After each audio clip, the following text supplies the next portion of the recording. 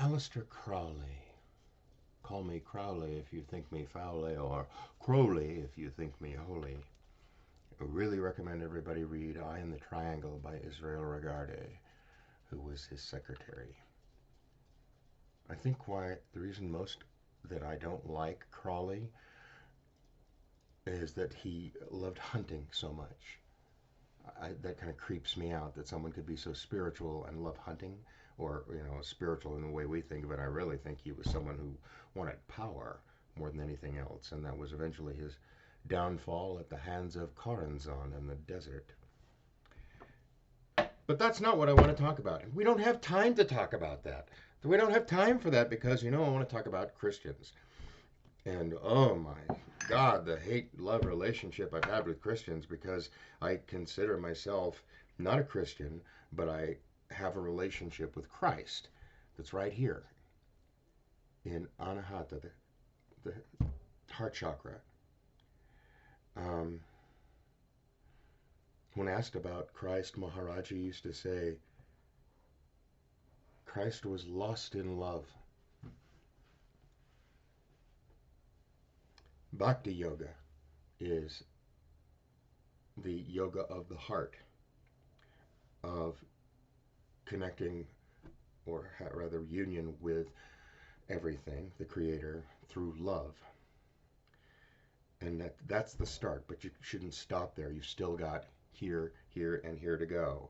Up here, all the way at Sahasrara, that's union. That's nirvana. Christians. I dearly love the Christians that I've known in my life. Their kind of love, I'm not even talking about romantic love, but just love for their fellow man. If they are really Christians, if they really have Christ in their heart, is so genuine that it is such a pleasure to be around them, because they just radiate love. I have to fix my camera again. The ones that are really living there, or that are really living that. And I just can't stand evangelicals and, you know who I'm talking about. I had a confrontation with Campus Crusade for Christ back in the 1970s, like 77.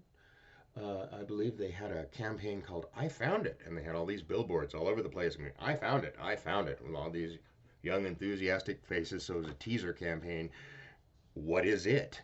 And eventually they let go with it's Jesus. Okay, we saw this coming. Campus Crusade for Christ was located at the old Arrowhead Springs Hotel, which I believe is cursed by the Native Americans who found that site below the Arrowhead with the waters to be a holy site, and feel that it was desecrated when the white man came and stole it from them, basically.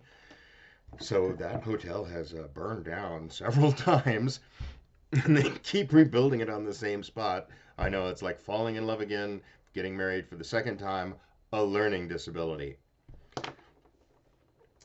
My conflict with I Found It program was that they wanted to have a table in the quad at lunchtime at Pacific High School. And I said, wait, I haven't taken poli-sci, but I know there's this thing they call separation of church and state.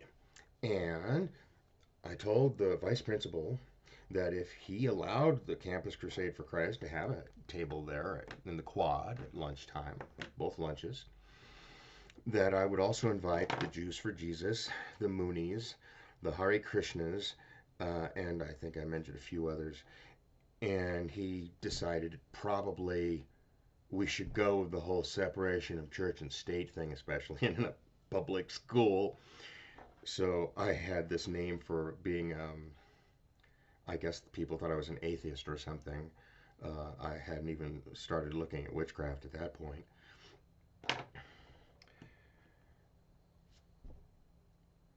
I did Huck Finn. It was the late 70s with Junior University in San Bernardino in the summer. I did Aladdin and Huck Finn and Sleeping Beauty. And in Huck Finn, I was the Duke of the Duke and the King, the two con men that Huck and Jim run into.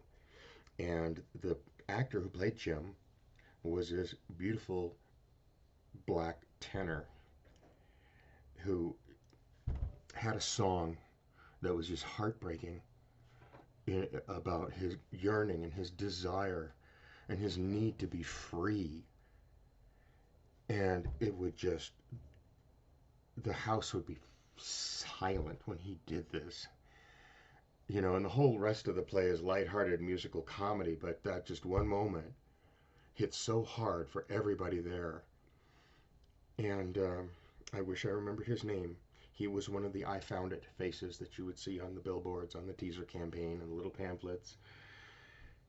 And shortly after the last performance, he hanged himself because he was gay and he couldn't reconcile being gay with being a born-again Christian.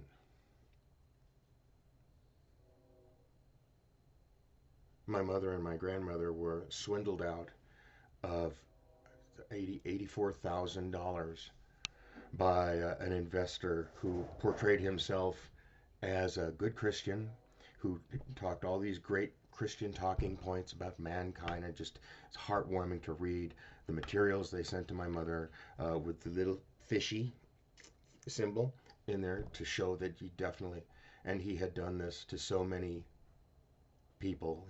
I believe he is he's either dead or still in a Canadian jail, but my family will never see any of that money. So there's Christians and there's Christians, aren't there? I started to study, I think it was in the 80s, Gnostic Christianity through the works of Elaine Pagels. And the first thing I read of hers was the Gnostic Gospel. She also wrote one about the origins of Satan and Adam and Eve. She does some really interesting work. I highly recommend her.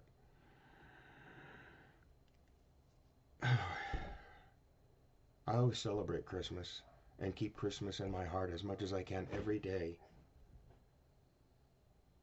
I remember reading in Dickens The Ghost of Christmas Present, asking Scrooge, "Is that good business, Scrooge?" And Scrooge just replies, "Mankind should have been my business." And if you are a Christian, then mankind needs to be your business. That's the path you've chosen. Service. Not to God, to your fellow man.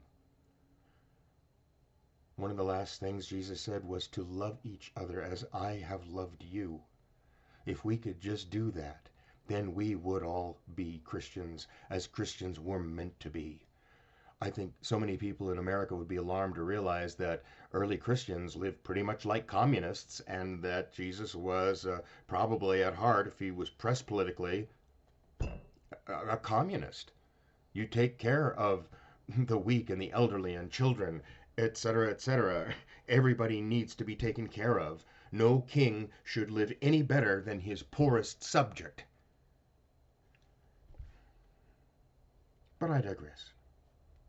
I am grateful to Christians for the Christians that I've had in my life. They've helped me out in dire times, even knowing full well that I am a witch. They helped me anyway. And I find myself oftentimes, when I'm gathered with pagans and witches, being the one that actually comes to defend Christians. I always got to go after the underdog. I always have to pick the hard fight. So I say, Christ bless all the Christians in my life, and thank you for being there. I hope that I've helped to help you become closer to Jesus too in my own way.